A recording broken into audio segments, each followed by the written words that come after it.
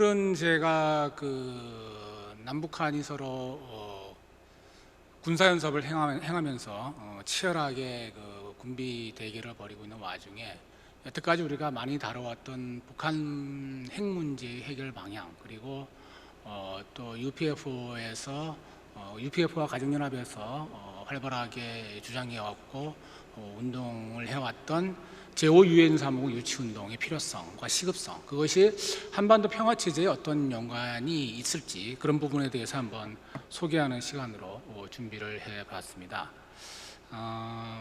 이 사진 여러분 많이 여러 강연에서 접했던 사진일 거라고 짐작이 됩니다. 1953년에 6.25 전쟁을 휴전협정을 체결하면서 정전협정을 하는 그런 장면이죠. 우리가 이제 정전협정과 평화협정의 차이를 얘기할 때, 정전협정은 전쟁이 완전히 종식된 게 아니라 일시적으로 멈춘 것이다, 이렇게 이제 말을 하고, 평화협정은 반면에 이제 전쟁을 공식적으로 종식하고 그리고 이후에 우호적인 관계를 맺어나가기 위한 그런 이제 발판으로 삼는 조약이다, 이렇게 이제 구별을 합니다. 근데 보통 이제 평화라고 얘기를 하면은 우리가 전쟁이 없으면은 평화롭다, 이렇게 이제 얘기들을 많이 하죠. 실질적으로 이제 그런 것들을 평화의 개념으로 이해하고 사용하는 경우가 많이 있습니다. 그래서 어떤 분들은 특히 이제 한반도의 상황을 잘 모르는 외국의 학자들 같은 경우에는 한반도는 1953년 이후부터 여태까지 전쟁이 없었으니까 너희들은 좀 평화로운 거 아니냐라고 오해하는 분들도 있는 지경입니다. 근데 사실 우리가 남북한이 분단되어 있는 상태에서 우리 스스로 우리는 정말 평화로워 이렇게 생각하고 살고 있지는 않죠. 늘 북한의 군사 도발에 대해서 긴장하고 있고, 때로는 북한이 우리 영토에 직접적으로 포격을 가하기도 했고, 최근에는 울릉도를 겨냥해서 의도적으로 울릉도 쪽을 겨냥해서 미사일을 발사했던, 물론 이제 중간에 낙탄이라고 해서 이제 마치 실패한 것처럼 얘기하지만은 그 낙탄조차도 계산된 낙탄이었다. 방향은 울릉도로 향하고 울릉도에 도달하기 전에 이것이 이제 추락하는 형태로 의도한 게 아닌가, 이렇게 이제 해석을 하고 있습니다. 근데 이제 우리가 잘 아는 철학자 임마누엘 칸트가 소위 유럽에서 반복되는 전쟁 상황을 어떻게 하면 해결할 수 있을까, 이런 것들에 대한 고민을 하고, 또 지성인으로서 어떤 그런 도덕적인 의무, 이런 것들에 기반한 성찰의 결과 제시했던 영구평화론에서 말하기를 전쟁이 없는 상태가 단순히 평화는 아니다. 평화라는 것은 모든 어떤 그런 물리적 긴장, 구조적 긴장들이 사실 없는 상태여야 평화로운 것이지, 전쟁하고 있지 않다고 해서 평화로운 것은 아니다. 전쟁을 준비하고 있는 것조차도 우리는 전쟁이 준하는 상황으로 받아들여야 된다, 이런 이제 얘기를 한 적이 있습니다. 그래서 우리가 남북한 사이에서 진정 평화라고 말을 하려면 어떤 상태에 도달해야 되는가, 이런 것들을 고민하게 되는 거죠. 그래서 단순히 남북한 사이에서도 1953년의 휴전협정 이후에, 정전협정 이후에 다시 전면적인 전쟁이 발발하지 않았다고 해서 우리가 평화로운 상태라고는 절대 말하지 않는 것처럼, 그러면 그것을 넘어선 진정한 평화를 이루기 하기 위해서 우리는 무엇을 해야 되는가, 한반도에 어떤 상황을 만들어야지 우리가 진정한 평화를 누릴 수 있을까, 이런 부분들을 고민하지 않을 수가 없습니다. 사실 엄밀한 의미에서 진정하게 우리가 남북한 주민들의 평화를 구가하려면은 남북한이 완전하게 평화롭게 통일이 되는 게 최선이겠죠. 다만 우리가 잘 알고 있다시피 통일로 가는 길은 아주 험난한 장애물들이 많이 놓여 있습니다. 남북한 사이의 정치 체제가 이미 다르고 경제 구조도 이미 다르고, 그리고 1950년부터 53년 사이에 서로 죽고 죽이는 유혈 충돌의 그런 아픈 기억과 상처가 있고, 이런 것들 때문에 사실 당장 완전한 평화 통일을 달성하기에는 너무나 많은 장애물들이 있는 것이 사실입니다. 그럼에도 불구하고 그렇다고 해서 우리가 평화를 포기할 수도 없고 통일을 포기해서도 안 되는 이런 상황에서, 그러면은 통일을 완전히 이루어지기 전에, 그 통일을 완전히 이루어지지 않더라도 남북한이 평화롭게 지낼 수 있는 방법은 뭘까를 고민해서 나온 대안이, 나름대로 만들어낸 대안이 소위 한반도 평화체제라는 그런 이제 개념을 가지고, 남북한이 당장 정치적으로 법률적으로 통일국가로 이루어지는 않더라도 서로 무력 충돌을 피해가고 무력 충돌의 가능성을 줄여가면서 장차 완전한 평화 통일을 이룰 수 있는 토대를 만들기 위한 징검다리로서 우리가 한반도 평화체제를 말하게 됩니다. 그래서 한반도 평화체제라는 것이 향후 평화통일로 가기 위한 징검다리로서 우리가 강조하게 되는데요. 이 한반도 평화체제를 그러면 어떻게 이룰 것인가와 관련해서 더 말씀을 드려보려고 합니다. 사실상 우리가 한반도 평화체제로 가고 싶고 가야 하는데, 현재 우리가 당면하고 있는 현실을 보면 가장 큰 걸림돌이 있죠. 북한은 스스로 너무나 자기 스스로를 꽁꽁 싸매고 갑옷을 입어서 그것을 핵무기로 무장해서 꽁꽁 싸매고 있습니다. 그러면서 이제 북한이 보이는 태도는 뭡니까? 우리 건드리지 마. 우리 건드리면은 핵무기 사용할지도 몰라. 이러면서 이제 계속 핵실험을 해왔고, 지금까지 6차 핵실험을 해왔고, 최근에는 이제 7차 핵실험까지 하려는 움직임을 보이고 있다라고 계속 저희들이 이제 뉴스를 통해서 또 전문가들의 강연을 통해서 접하고 있는 소식들입니다. 사실 북한 핵위기가 시작된 게 벌써 1990년 이후부터니까 30년이 지났는데, 그동안에 이제 물론 많은 우여곡절이 있었습니다. 북한 핵 문제를 해결하기 위해서 시도했던 협상들도 많이 있었죠. 대표적인 예가 이제 1994년에 제네바 협정이라고 해서 북한과 미국 사이에 핵무기 개발을 포기하는 대신 미국이 상당한 경제적 지원을 해주는 그런 협약을 체결했던 적도 있었고, 물론 이제 결과적으로는 또 실패했고, 또 2003년 이후부터는 동북아 지역의 많은 나라들, 미국, 중국, 러시아, 일본, 그리고 남북한까지 합해서 이 국제적인 협상을 통해서 북한 핵 문제를 좀 해결해 보자, 북한 핵 개발을 중단시켜 보자라고 시도를 했었지만 그것도 역시 실패했습니다.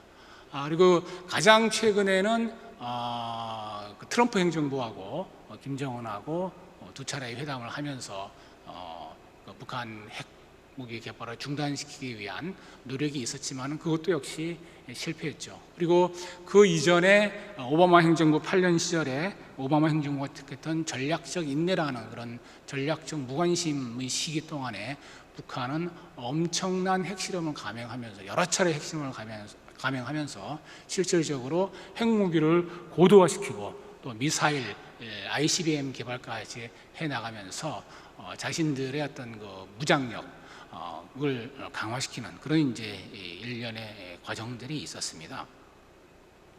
거기다가 이제 최근에는 여러분들 여러 번 들어서 아시겠지만은 핵무기 사용을 법제화해서 북한의 지도부에 대해서 어떤 위협이 있을 시에는 핵무기를 사용할 수 있다라는 그런 이제 법률까지 만들어서 핵무기 사용 가능성을 점점 더 고조시키면서 미국과 대한민국, 그리고 이제 심지어 일본까지 포함해서 이쪽 한미일 3국을 향해서 무력적인 위협을 그리고 가하고, 그리고 수십 차례의 단거리, 중거리, 장거리 미사일 발사를 통해서 긴장을 고조시키는 이런 행위들을 서슴지 않고 있습니다. 따라서 이러한 북한의 핵무장은 우리가 통일 이전에 건너야 할 징검다리라고 생각하는 한반도 평화체제를 확립하는 데 있어서는 굉장히 가장 큰 장애물로 등장하고 있는 것이 우리가 지금 처하고 있는 현실이라고 말씀드릴 수가 있겠습니다. 그러다 보니까는 이제 그 북한의 핵에 대해서 우리도 좀 대응을 해야 되는 거 아니냐. 그래서 이제 물론 그 동안에는 그 1992년에 미국이 전 한반도에 배치됐던 전술 핵무기를 철수하기 전까지는 한반도에도 핵무기가 배치되어 있었지만은 미국이 1992년에 남북한 사이에 그 한반도 비핵화 협정을 맺으면서 비핵화 평화선언을 할 때 철수를 시킨 이후에는 한반도에 직접 핵무기를 배치하고 있지 않다라는 게 이제 공식적인 입장이죠. 반면에 이제 미국이 가지고 있는 핵 전략 자산들, 공중에 떠 있는 핵 전략 폭격기라든가 그리고 바닷속에 있는 원자력 잠수함에 탑재되어 있는 SLBM 잠수함 탄도 핵미사일, 그리고 그 미국 본토에서 발사할 수 있는 ICBM 대륙간 탄도미사일이죠. 이런 이제 미국이 가지고 있는 전략 핵 자산으로 한반도에 대해서 핵 우산을 제공하면서 핵 전쟁이 일어나지 않도록 억제력을 제공하는 이런 이제 구조로 지금 되어 있습니다. 그래서 이제 우리가 계속 미국의 핵 전략 자산에 의존해서 북한의 어떤 핵 무력 도발에 대응하는 이런 이제 태세를 갖추고 있는데, 거기에 대해서 이제 일각에서는 또 이제 의구심을 제기하죠. 과연 미국 본토가 북한의 ICBM에 의해서 공격받을 가능성을 무릅쓰고서까지 대한민국에 대해서 핵우산을 제공할까? 이런 이제 의구심을 가진 분들이 주장하는 내용이 우리도 독자적으로 그냥 핵무기를 개발하면 되는 거 아니냐, 이런 이제 말씀들을 하시는 경우들이 있습니다. 물론 이제 아직까지는 이 목소리가 가장 커다란 목소리는 아니지만 일부 좀 북한의 무력 도발에 대해서 우리도 강경하게 대응해야 된다라는 생각을 가지신 분들이 이런 이제 주장을 하시는 경우들이 있고, 또 뭐 가끔 일각의 뉴스에 보면은 미국 내에서도 뭐 젊은 학자 일각에서는 한반도도 결국은 독자적인 핵무장을 해야 된다, 이렇게 이제 주장하는 사람들이 있기는 합니다만, 사실 이게 과연 우리에게 주어지는 해답이 될까? 우리는 평화를 원하는데 북한이 핵으로 무장한다고 해서 우리도 핵으로 무장해서 언제든지 서로를 완전히 절멸시킬 수 있는 그런 무력을 갖추어 나가는 것이 과연 바람직한 방향일까라는 이제 도덕적인 그런 의구심과 더불어서, 또 한 가지 현실적으로는 소위 그 NPT 체제라고 해서 핵 확산 금지 조약이죠. 핵 확산 금지 조약, 소위 그 세계 5대 강국 유엔 안보리 상임이사국을 구성하고 있는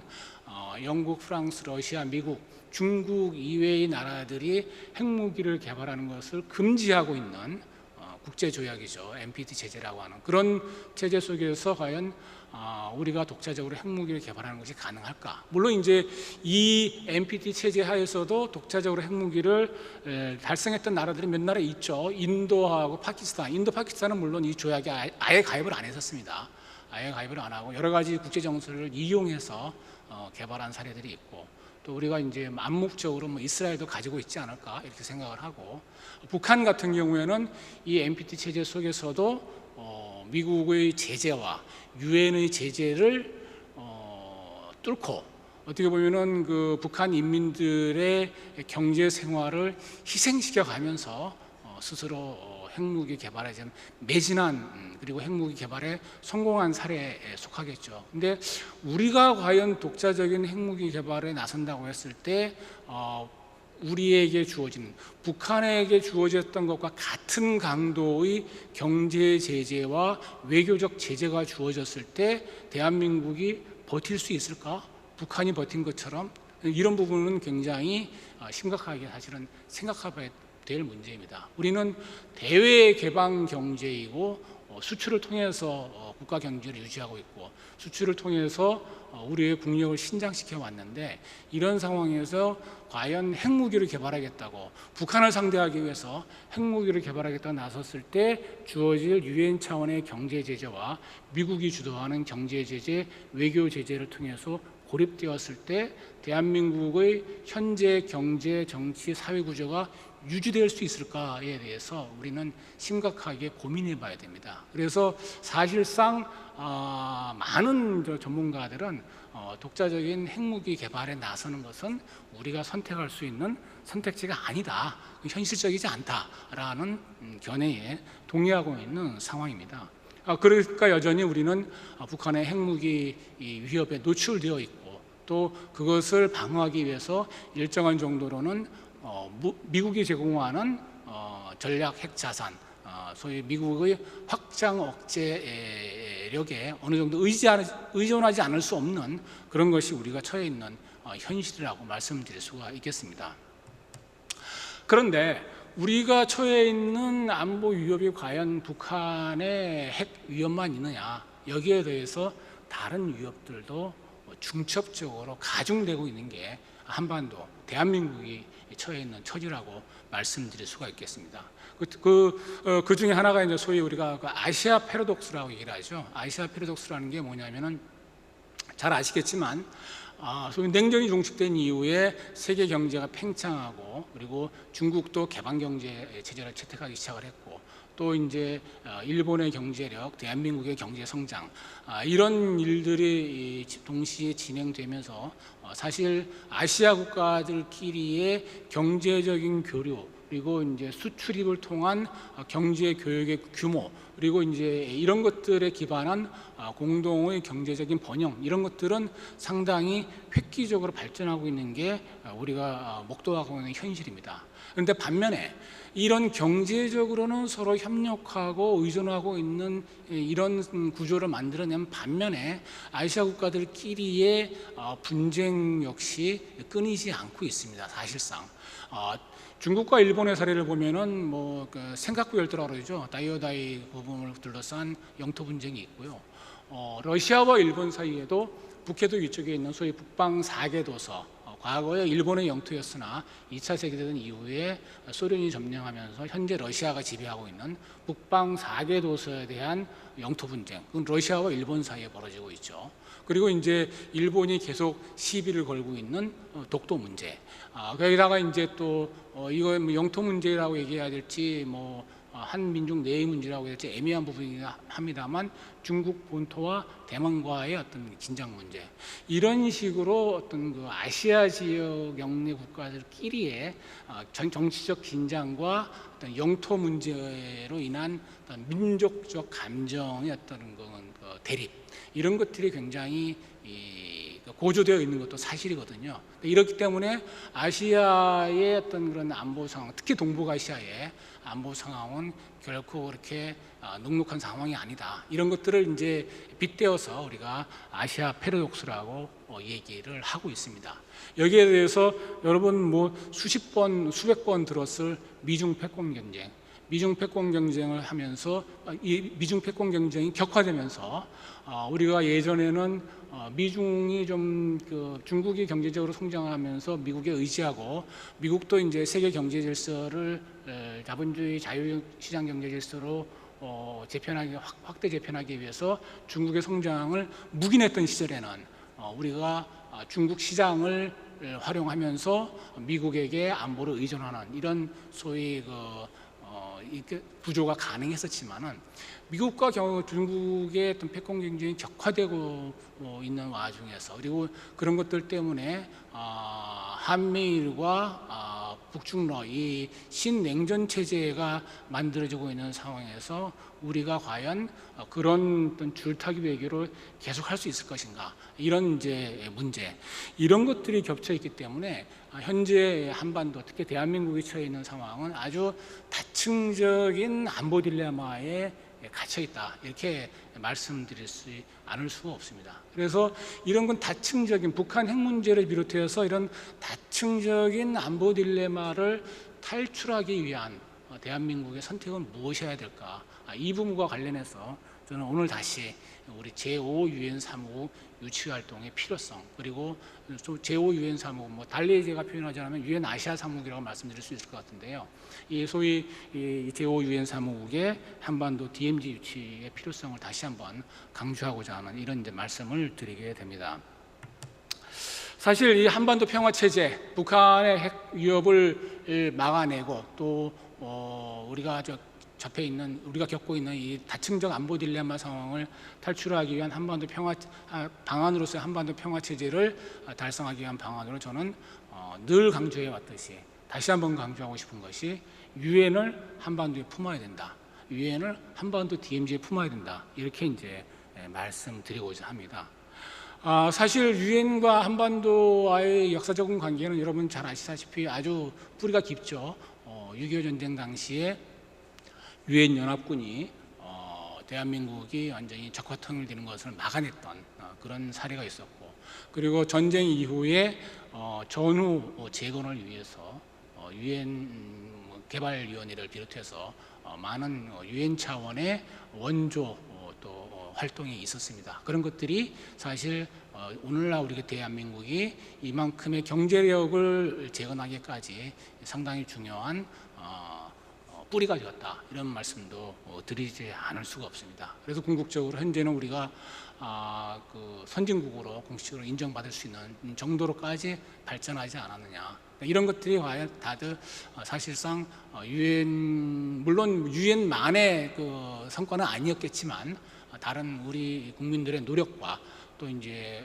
우방국들의 지원과 함께 그런 것들이 있었지만은, 사실 유엔이라는 기구와의 우리와의 관계를 놓고 보면은 역사적으로 이제 이런 관계들이 형성되어 왔다라는 것들을 감안해 봤을 때, 그런 역사적 관계를 새로운 또 한 단계 더 진일보한 관계로 발전시키는 방안의 하나로서 저는 유엔 아시아 사무국을 한반도 DMZ에 유치하기 위한 가정연합과 UPF의 활동이 충분히 의미를 가지고 있고, 여기에 박차를 가야 된다, 이렇게 이제 생각을 하는 것입니다. 그 이유는 뭐 더 말할 이유가 없죠. 더 말할 나위 없이 유엔 사무국이 한반도 DMZ 남북한의 완충지대에 만약에 존재한다고 가정을 해보면, 상상을 해보면은, 이런 상황에서 북한이 대한민국을 향해서 미사일을 발사하거나, 또는 이제 북한이 걱정하는 것처럼, 북한이 걱정하는 건 그거잖아요. 한미 연합군이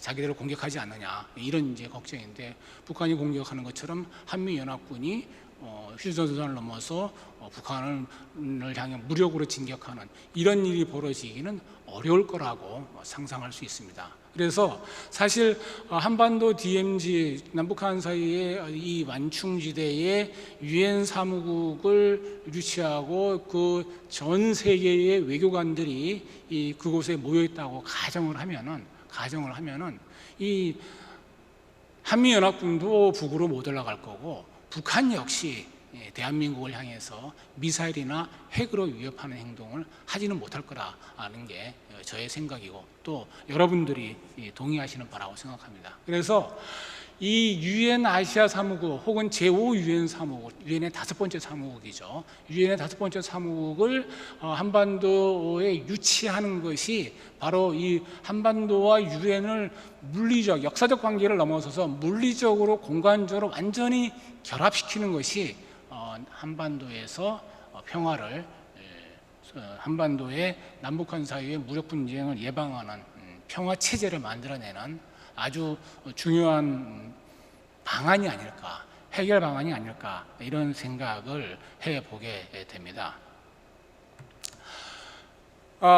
그런데 이 유엔 사무국을 한반도에 유치하기 위한 활동은 과연 그 대한민국 혼자만의 노력으로 할 수 있을까라고 생각해 보면 그것은 아니다. 왜냐하면은 이 유엔 사무국을 한반도에 유치하자는 운동을 우리가 하고 있고 우리가 주장하고 있지만은 그것이 꼭 대한민국 남한만을 위한 것은 아니거든요.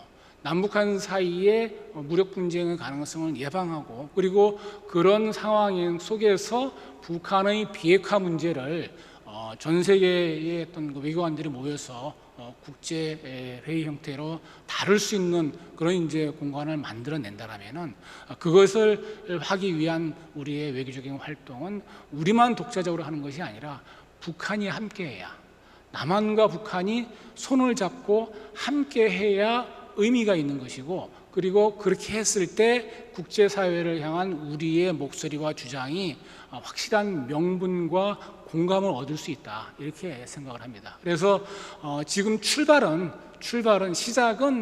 대한민국의 가정연합과 UPF에서 시작을 했지만, 그것을 진행하는 과정에서는 반드시 남북한이 함께 손을 잡고 남북한이 공동으로 전 세계를 향해서 한반도의 평화는 곧 세계 평화의 기초가 된다라는 그런 이제 설득 논리와 함께 남북한이 함께 공동 외교전으로 유엔 사무국, 유엔 제5 사무국, 유엔 아시아 사무국을 한반도 DMZ 지역에 접경 지역에 유치하자라는 주장을 해나가고, 그렇게 한 과정에서 우리가 과거에는 전 세계의 많은 나라들이 남북한의 전쟁을 무마하기 위해서 남한을 사회주의 적화 운동으로부터 지켜내기 위해서 유엔 연합군을 보내줬지만은, 이제는 남북한 사이에 완전한 평화 체제를 구현하기 위해서 필요한 외교관을 보내달라,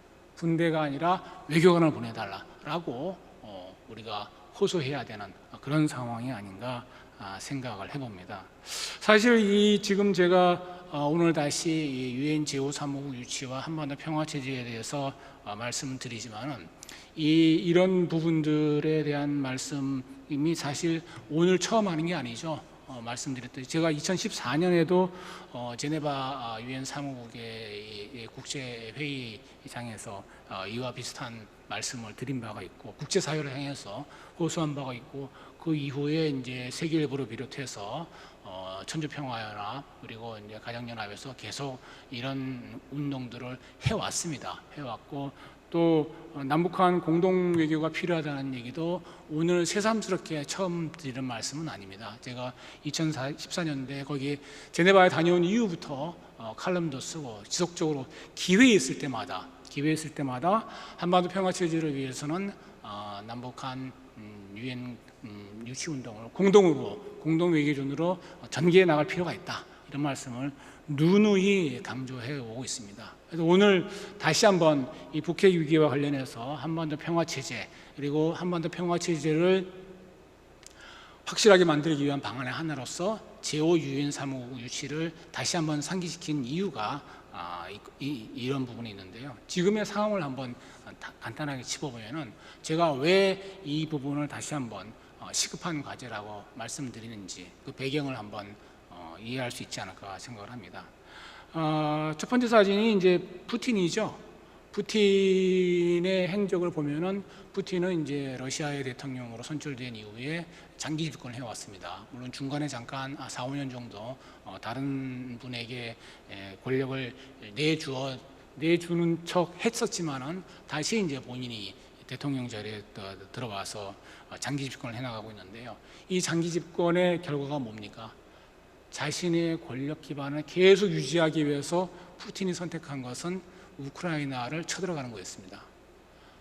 우크라이나와의 전쟁, 러시아의 과거 영토를 회복하겠다는 명분하에 우크라이나에 쳐들어가서 전쟁을 일으킨 것이 푸틴이 장기 집권한 결과였습니다.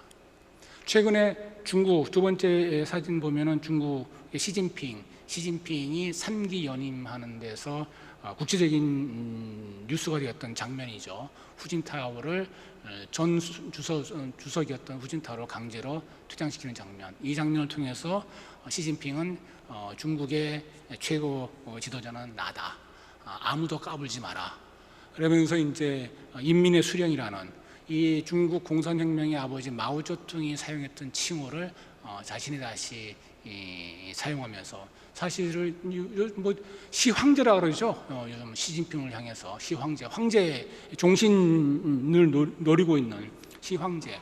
그러면서 이제 자신의 권력을 강화하면서 또 동시에 이제 그것을 대외적으로 또는 국내 인민들을 향해서 선전하기 위해서 무슨 얘기를 합니까?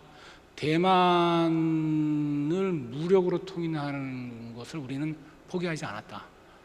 언제든지 대만을 무력으로 점령할 수 있다. 이게 이제 미국에 대한 경고인과 동시에 자신의 장기 집권을 정당화하기 위해서 중국 인민들에게 내놓는 정치적 메시지죠. 이렇게 이제 위기를 고조시키고 향후 언제든지 전쟁이라는 형태의 위기를 자기들은 감행할 수 있다. 이런 이제 발언을 했습니다. 여기에 이제 김정은의 한번 그 행보를 볼까요? 북한은 김일성, 김정일, 김정은 3대 세습 체제입니다. 이거는 뭐 거의 왕조 체제죠.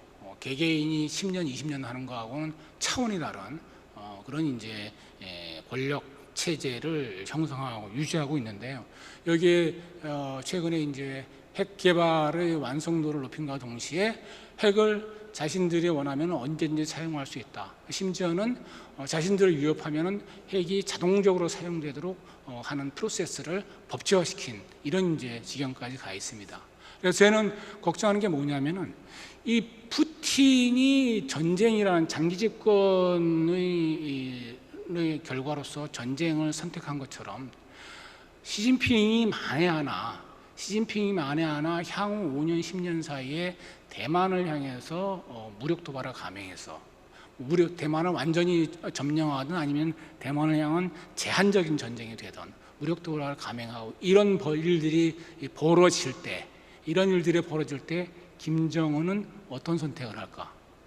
김정은은 그 핵을 가지고 대한민국을 향해서 어떤 도발을 할 수 있을까? 이런 우려를 하지 않을 수가 없습니다.